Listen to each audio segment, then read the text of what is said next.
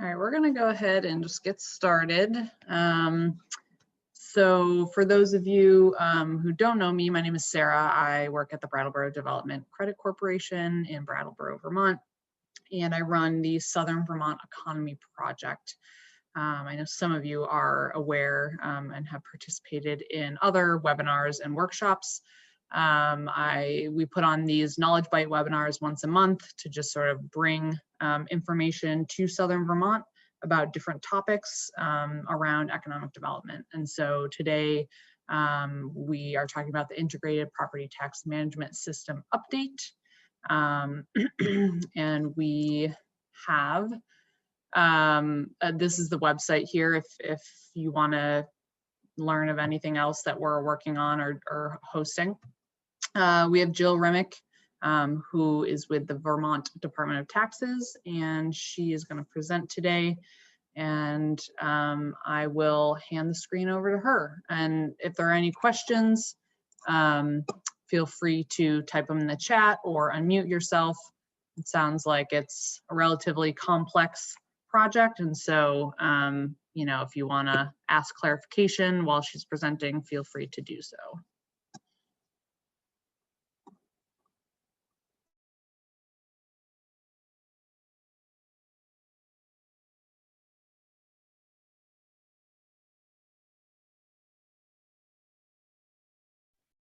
Hi, everybody. Can you hear me okay? Yeah, okay, great. And are you able to see my kickoff screen? Awesome. All right, good, then it's already been a success. Good morning, everybody. My name is Jill Remick. I am the Director of Property Valuation and Review at the Tax Department. I'm really thrilled to see some of the folks that we interact with fairly often, especially lately. There's been some work that we've been doing with municipalities around the Coronavirus Relief Fund grants. So I think a lot of you, though we may not have met, we've probably seen each other in email land. And that helps me for context too about how deep I need to get into the weeds or can get into the weeds about this project. So just so you know, so Property Valuation Review is a division of the Department of Taxes. We oversee pretty much everything related to the statewide education property tax. So that includes working with the income tax side of tax for homestead declaration and property tax credits. It includes a team of folks called district advisors who you might be familiar with, who are assigned regions of the state and are basically the resources for the municipalities for everything related to assessment and appraisal work. We oversee, in coordination with the Vermont Economic Progress Council, I think that's what VEPC stands for, the TIF management, so tax increment financing. We're responsible for supporting those calculations. We also have a few people in PVR who oversee the current use program, which is a pretty sizable amount of work there. And the district advisors also do, each year they do this statewide equalization study. So they actually establish the common level of appraisal and coefficient of dispersion for each town that adjusts the property tax rates. It's a over 3-year study of what property sales are doing in your town, and then that factor is applied to your tax rates. And then most recently, we have also been charged with doing a lot of work related to the municipal, like I said, the Coronavirus Relief Fund grants. So some of you treasurers especially might have interacted with myself or our staff on over email to process those. It was a huge amount of work in a really short window of time. And I think we were able to successfully get out, let's see, between the 3 grants that just our division oversaw, we were able to get out $22.6 million to local Vermont government. So it feels pretty good. We're coming down to the wire, which is why Sarah had to talk me off the ledge earlier this week. I was getting pretty panicky because our deadline is the 20th, which is Sunday, to get these done. But we are really coming down the home stretch, and we're hoping to get payments out the door next week. So I'm very proud of us for doing that. And it's been really great to be a part of trying to be somewhat helpful to municipalities lately. Building a system we've never had to do before. We don't do grants. We don't have a grant operating system. Kind of had to build the whole thing from scratch. But please let me know if you have any questions about that, or if you're expecting one and it hasn't come through, I'm definitely able to track things down for you. So please do keep that in mind. So related to all of that big picture work, the statewide education property tax system in Vermont was pretty much established in the late 90s with Act 60 and Act 68. And the idea is that essentially, while we have separate tax rates that are influenced by our per pupil spending in our school districts, they're getting that CLA factor from our team as far as what property is assessed at and how to adjust that based on what sales are doing. Um, so we all pay those different adjusted tax rates depending on which town you're in, but it all feeds into the statewide education fund and then it's distributed to the schools. And the idea being that if a community is not able to raise the funds, their students should not be denied the same equal opportunity as a community whose town was able to raise the funds. So we basically all pay into this statewide education fund. But there's a huge amount of work that happens at the local level that gets us to the part that actually comes out on someone's property tax bill. There's several different processes that have to happen that require a lot of interaction between my team at property valuation and review and all of the listers, assessors, treasurers, and clerks in every town office in the state and every property in the state. It's a lot of work, it's a lot of data. And we basically, in the 90s, established a system for collecting the grand list, which is what we call the list of properties and their values, which is updated each year, and interacting with the towns. And then that's the system we are still using now, 25 years later. And there's been a huge amount of improvement in obviously software, um, internet access, um, hardware, and practices and mapping and GIS. So we basically knew that we needed to do something pretty major. The saying, the saying in our office is everyone wants us to change it and fix it, but nobody wants anything to change.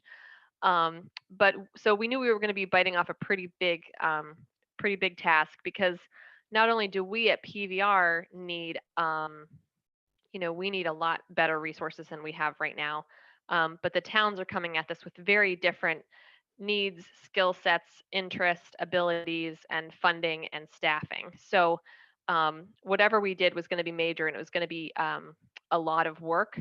I'm really excited about the vendor that we've chosen, Axiomatic. You can see in the little corner there. They're based out of New Hampshire. They've been absolutely phenomenal. And so basically what we did is we, back pre-COVID, back in 2018 and 2019, I did a road show. I actually drove around and hosted and at least one in each county, like a town hall chat with the local officials about what they were hoping we would do with this new system, what they were afraid we were going to mess up, what they wanted to make sure we kept, what their concerns were and what they were excited about, and it was incredibly useful and definitely worth that time to reach out and just find out where everyone was at and what folks are hoping that we could do. And we definitely got some sort of common themes from that as well. So if you really want to dig into some of the things we learned from that, I can certainly share the web link to that. So then we did the state procurement process is not a small task either. So then we did a contracting process. We put out an RFP, a request for proposal. We heard from 8 vendors. We had demonstrations from 6 of them. And we had a committee basically of some folks from my team, some other folks from the tax department, folks from the state's IT system. They're called ADS, the Agency of Digital Services. And then we also did have representatives from VALA, which is the Vermont Assessors and Listers Association, VLCT, which is the Vermont League of Cities and Towns, and the Vermont Municipal Clerks and Treasurers Association. So we were really trying to actually have those folks at the table to help us make the decision. We also ended up doing site visits. Again, it's funny to think about these things now, but we flew out to Indianapolis to see one.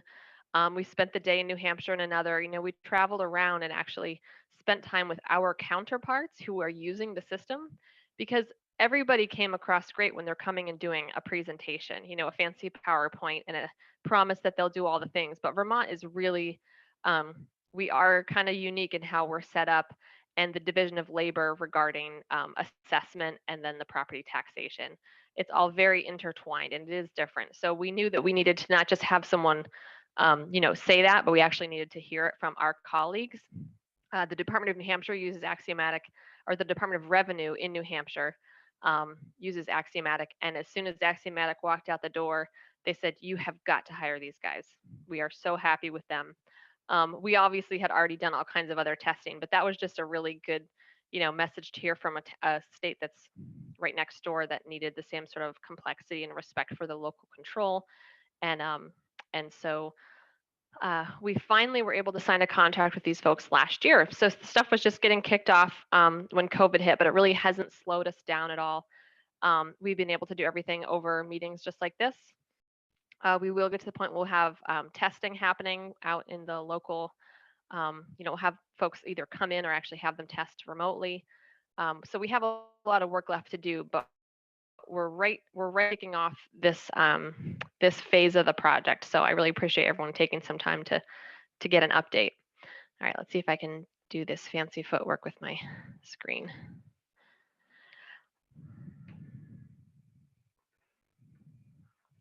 So this is kind of what I was just sort of, summarizing for you folks, although I'm sure it's more articulate here.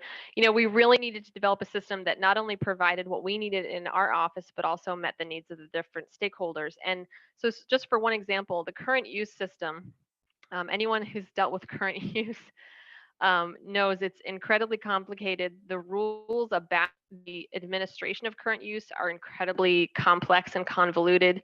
And then the way that it works is it essentially lives in 5 different software systems right now.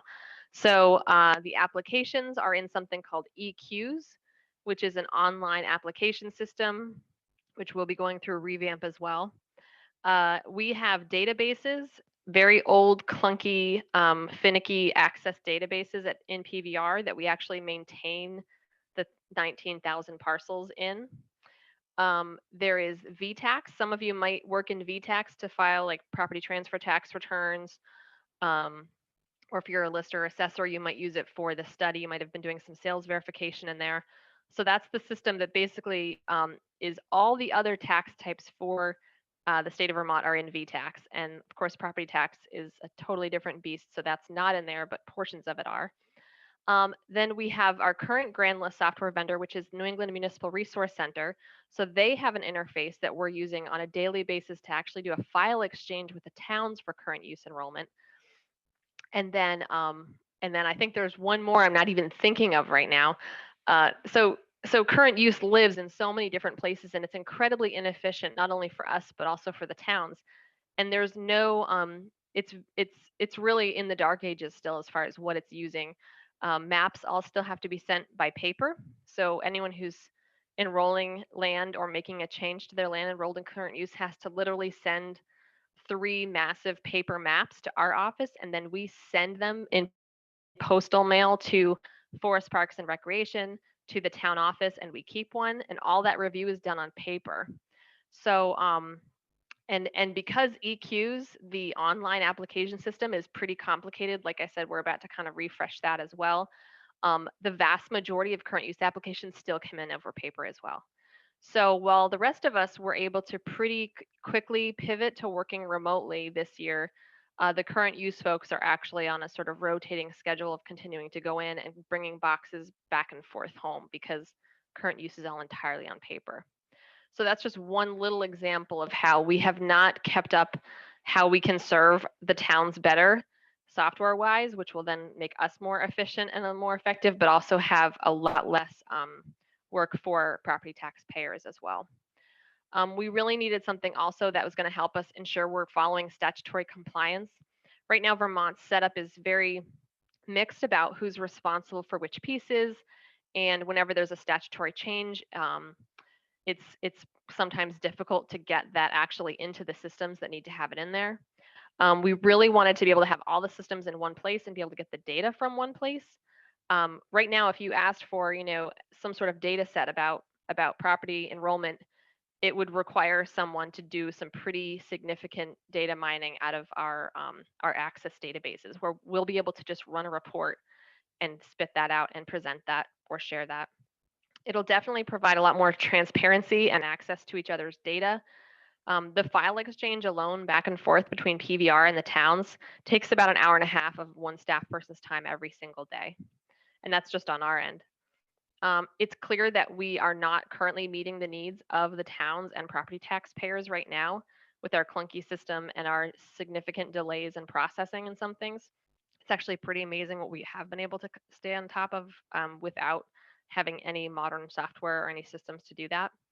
We're also really excited about having geospatially enabled data. So you'll be able to actually pull up a particular parcel if you're a lister or assessor in a town, and it'll automatically pull up that that GIS map from the VCGI, the Vermont Center for Geographic Information's data set. So it's just going to really sort of pull together the systems that we've really did. Some of them we didn't even really know that we were missing out on, that will just make our work a lot easier. We'll all be looking at the same thing. We're going to be logging into the same system. So there's none of this, well, what does the town have on their side? What do we have on our side? You're going to log in with a password and a username, and we're going to be looking at the same thing. I'm also really excited about Axiomatic because they are national experts in the IAAO assessment standards and in TIFs also. So we're getting a lot of really good expertise, and also they've made some really great connections for us with New Hampshire and other states that use their system. We really have been in such sort of triage mode. We have not had the ability to keep up on national trends. There's a lot of stuff happening right now. You know, COVID also sort of forced an examination of this, going inside everyone's house and making an assessment, and how to sort of try to accomplish that in a different way. And it's not all bad. Some of the towns have found some pretty creative ways to get data that did not involve that level of detail. And then another piece I always sort of like to remind the legislature and other folks is, meanwhile, we have multi-million-dollar properties that we don't have the expertise in-house to assess, and so municipalities might be missing out on a lot of property tax revenue, because it's one thing to assess you know, local residential property, but some of these multi-million-dollar or unique properties, it's really difficult to come up with an assessed value and then hold and defend that. So we're really excited about the possibilities here. So like I said, I spent probably way more than you wanted to hear about how we got to where we are, but I'm pretty proud of it because I think it's gotten us a really good vendor. Right now we're in the stage of documenting all the existing processes, which is amazing because I think it's the first time someone has actually gotten in one place all of the different arrangements or abnormalities with municipal tax billing. You know how different towns are allowed to sort of set their own due dates, and that's one thing, but there are villages within towns that have just different rates. There are some towns that have their first property tax bill is their municipal only, and then the next three are education. There's lots of different sort of interesting nuances of what's working out there, and we finally actually have it all documented in one place. I think right now it's sort of been like, oh, good luck. Somehow the ed fund revenue comes in, so I guess it's working, but it was really a little bit of a black box. We're also right now working on the future state documentation. So what do we want this to do in the future? What are we trying to build? They're really good about digging into really specifically into requirements. And one of the things that's taken a lot of time is digging into what the towns will need to have on their end and what we'll need to have on our end and which software system that belongs in. So in Vermont, the CAMA, which is the computer assisted mass appraisal system, which is where you actually come up with property values, and the grand list are very sort of intertwined. And then you also have the end process of property tax billing and collection, which is a whole other role. And it's been really challenging to sort of separate and delineate whose role is what and what is the best system to have that piece in. So I'll get into that a little bit more in a minute. We also are spending a lot of time setting, obviously, business requirements. It's also great to go through this process because you start to see, well, why do we do things this way? Well, that's the way they've always been done, or we didn't know we could do it differently, or well, if we didn't do that, then X, Y, Z. Again, to have a process that forces you to take the steps through that has been incredibly informative. So then this coming year, they're going to be doing a lot of development. They're going to be doing a lot of internal testing, and then user acceptance testing will involve our staff and then folks from the municipalities. We have a municipal advisory committee that's made up of small and large towns, towns that use different CAMA vendors. We get together with them and give them a regular update on the project, and they're definitely going to be testing. And then a lot of towns have actually volunteered to be like pilot towns to try it out first, which is great. So that'll be happening late 2021, early 2022.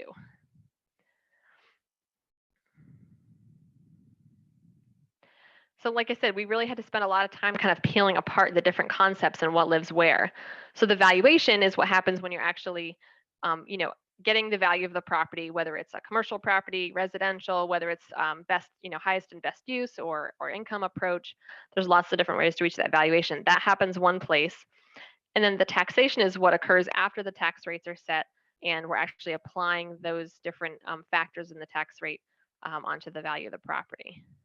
And like I said, this sounds, well, yeah, that makes sense, but we've had to really spend a lot of time peeling this apart. And this is a great example of the different components of all the work that the towns and PVR do and what sort of big buckets they fall into, how they talk to each other, and what system should be doing that piece. And it's been really important that we take the time to actually look through this. I won't spend a lot of time on that because I know I've got a lot to cover.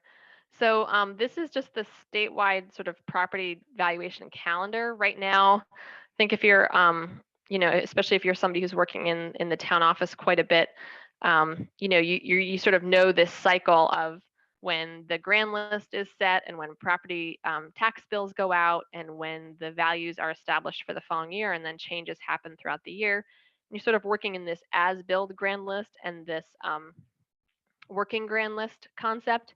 And so we're trying to simplify that in a way that still accomplishes what we need to accomplish.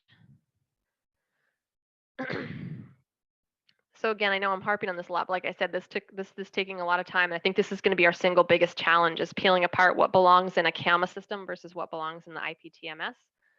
So we've spent a lot of time talking about this, and it's interesting, the way that Vermont has been doing it since the 90s is really not how a lot of places do it. It's like I said, it's created this sort of tangled interface that I think is certainly a challenge for our staff. It's a challenge for the towns, and I think also we're not leveraging some of the things that are available either in our integrated property tax system or in the CAMA system. So it's really just sort of digging back to the fundamentals of what's our responsibility, what should the town be responsible for, and how these systems are going to talk to each other. I'll just keep going over these. These are pretty straightforward. This, the ratio study and equalization sales, current use, all these pieces, homestead declaration, all those pieces are coming into the IPTMS, but the valuation piece should really be happening in the CAMA system. So part of the reason why we're having these conversations is because we really want to make sure that we allow plenty of time to train and ensure that the software systems can talk to each other before we actually hit go live. And that's why I'm so grateful that there's been so many towns that volunteered to be pilots, because we're going to be able to work out all the kinks before we actually force that change. And then we are responsible for creating the tax bills.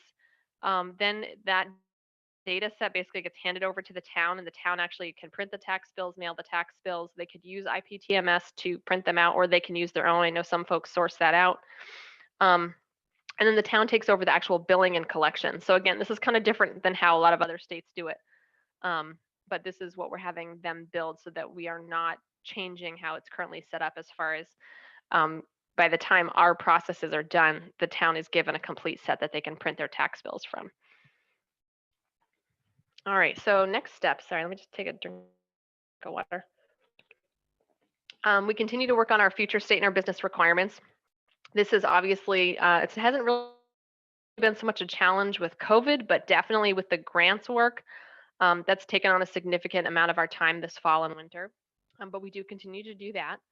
We are going to be developing CAMA requirements so that we can then host a CAMA fair where we have all the different CAMA vendors demonstrate what they can do and get folks familiar with what their CAMA systems can do, and make sure that all the CAMA vendors and IPTMS can talk to each other seamlessly so that the towns don't have to do any of this sort of manual either data entry or re-entry or uploads and downloads, that these two systems will talk to each other. We are going to set up a more detailed schedule for both our internal and municipal rollouts. A lot of the pieces of this work the town may not see, but for us, it's going to be significant. Like I said, we're working in Excel spreadsheets and access databases. Um, we're really excited about some of the things that this is going to do for us. I mean, even to the point the equalization study, probably next week, the district advisors will be printing out the common level of appraisal letters and getting the study results out to towns. That access database is hard coded that it only prints them. So even though we're here now where we can do all kinds of things online, we literally have to make sure that that particular printer works and has paper. And that's the only way we can get those out. We have finally tricked it at least into letting us also print a PDF so we can email that to towns as well.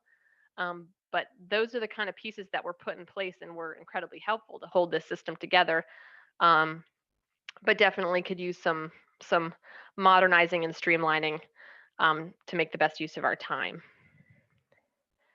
So I think that's the end of my presentation. I know I just said a whole lot of stuff that may or may not have been interesting to you folks, but you can probably tell we're pretty excited about the possibilities.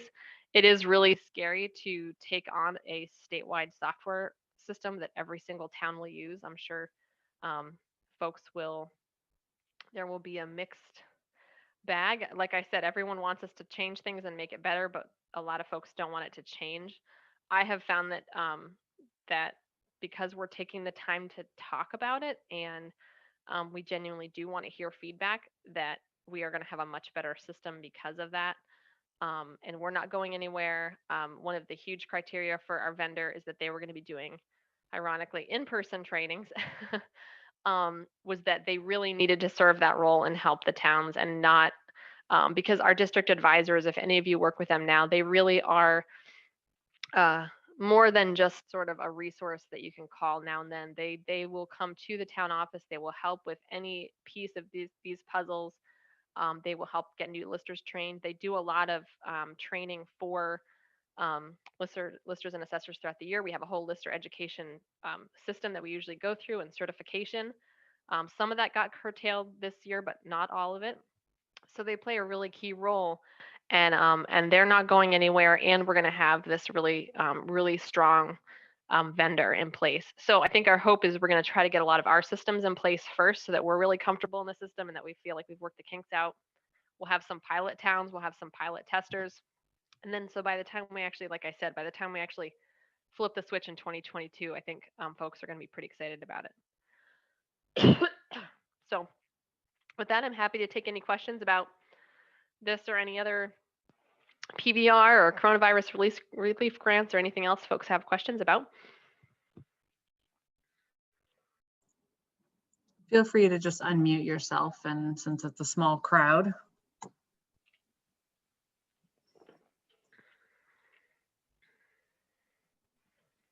Oh, looks like you covered everything. Jill, if I could ask a question, do you know what the requirements will be for handling the software in terms of computer capability? Well, the unscientific answer that they've given me is if folks are able to go on Amazon or check their bank account from the computer, then it will work, because it's all web-based. It's hosted on a server that we host, so the town won't have to have any sort of special equipment. For the very few towns that might have incredibly poor internet, we will still be able to have an upload feature where you can go on once you're done your work and upload it. But basically, if you have internet that you can check email, then you'd be able to log into the system because you don't have to host any of the data locally. Great, thank you very much. You're welcome.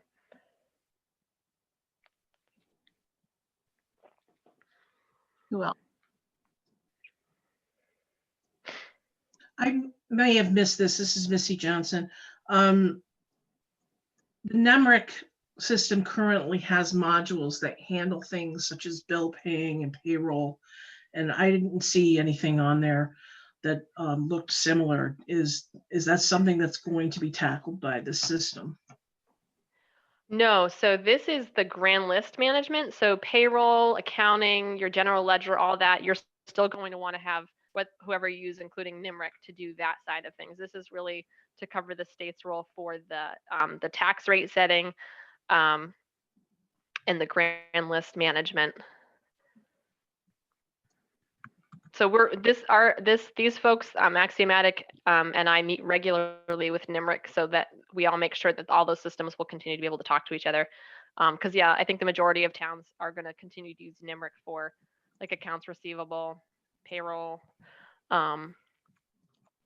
billing and collections. I can't remember what they call it, tax admin. Okay. Yeah, so this data will feed into that, but then from there, you'd use whatever system you want to use for your accounting work. And do you happen to know like a price range on the cost of this system? Well, so the towns don't pay for this. This is a state-hosted system. It's costing the state 1.8 million over 5 years, which was actually cheaper than this was the least expensive of the vendors that we saw. We had estimated it would cost about $10 million. So the towns won't need to pay anything. The training, the access to it, all of that is included in what the state is paying for. And I have one last question. If we were getting information from an assessor's office in another, see, we're a village inside of a town, the assessor's office exists with the town, would we be able to use that assessor's information? Yeah, absolutely. Yeah, And there's have our own assessor. Yep. Nope, that would be fine. We can basically set up whatever a login is. You know, if there's an entity that needs to see more than one, as long as we have the right permissions to do that, we absolutely could do that. There's several of those, like village within a larger district and things like that they're trying to document. Nimric has been really helpful about making sure we have all of those captured. Great, thank you. Yeah, thank you.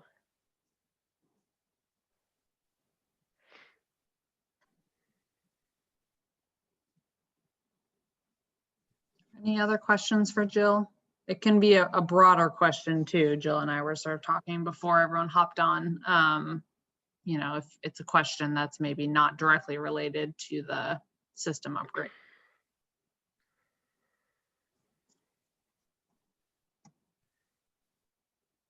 I did put Jill's email on my slide, and I'll go ahead and pop that into the chat. So if you do want to contact her at a later date, I believe, Jill, right, you're open to that? Absolutely. Yep. Yeah, and email seems to be better these days than phone because we're not in the office. So we do have folks answering the phone for sure, but email seems to, we're getting kind of used to getting emails to the right people right away. So if you have a question about TIF, I know who I'd pitch that to. Current use, I know who I'd pitch that to, or if I can't answer it myself. And certainly about the system, I'm definitely the point person on this and sort of broader PBR stuff. I know we're going into a new legislative session, and the legislature has actually asked us to present a study about the state taking over statewide education and property tax billing, which we don't want to do. Just kind of interesting timing. So I don't know that will go anywhere, but we're also, you know, definitely working on preparing for the legislative session and are open to answer any questions or if anyone has any. You know, I know we work with like VALA and VLCT and VMCTA about any initiatives that folks might have. We're always looking for suggestions on how to make things better, how to serve the towns and the taxpayers better. If there's statutory changes that need to be made or policy changes, then you could always email me or your district advisor. On our webpage, there's a map of who the district advisors are per town, but you can always start with me and I can get you to the right person. Great. Thank you, ladies. Oh, thank you, Donald. Thanks for everyone joining. I do, just before everyone leaves, I do just want to share some of our upcoming workshops that the Southern Vermont Economy puts on. Next month, we have a Knowledge Bite webinar on using market data to guide rural downtown economic development. That's January 21st. We have a story-based marketing coming up in January, and then we also run a project development series, which we ran this year and we'll be running again next year. And you can find information on all of that at this website here. So I just wanted to make you aware of those upcoming items, and you know, if you need to contact me, that's my email there on the screen. And thank you everyone for joining. And I will be sure to send out a recording of this so you can rewatch it if need be, or share it with anyone that missed it. So thank you everyone so much for joining, and enjoy the snow.